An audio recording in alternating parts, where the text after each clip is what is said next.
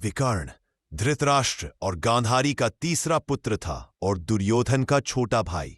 कौरवों में गिने जाने के बावजूद विकर्ण एक न्यायप्रिय और धर्मनिष्ठ व्यक्ति था।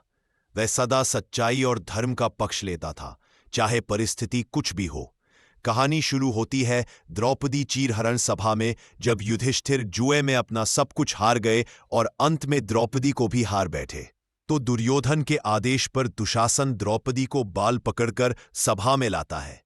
उस वक्त सभा में मौजूद सभी राजाओं और सभासदों के सिर शर्म से झुके हुए थे, लेकिन कोई कुछ नहीं बोल रहा था। सभी धर्म की रक्षा करने में असमर्थ सिद्ध हो रहे थे। तभी विकर्ण उठता है। वह पूरी सभा के बीच बोल उठता है, मैं यह नहीं मानता कि युधिष्ठिर को द्रौपदी को दांव पर लगाने का कोई अधिकार था।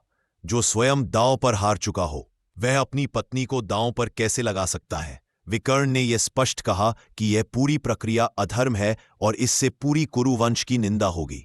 विकर्ण की बात सुनकर दुर्योधन भड़क उठता है और उसे चुप रहने को कहता है। भीष्म, विदुर और अन्य ज्ञानीजन भी धर्म संकट में पड़ जाते हैं, लेकिन स्पष्ट कुछ नहीं कहते। लेकिन विकर्ण की उस साहसी आवाज ने यह स्पष्ट कर दिया कि सभी कौरव अधर्मी नहीं थे। युद्ध के समय विकर्ण को धर्म और वंश के बीच चुनना था। वह जानता था कि दुर्योधन अधर्मी है, लेकिन परिवार की निष्ठा के कारण वह कौरव पक्ष से ही लड़ने उतरा।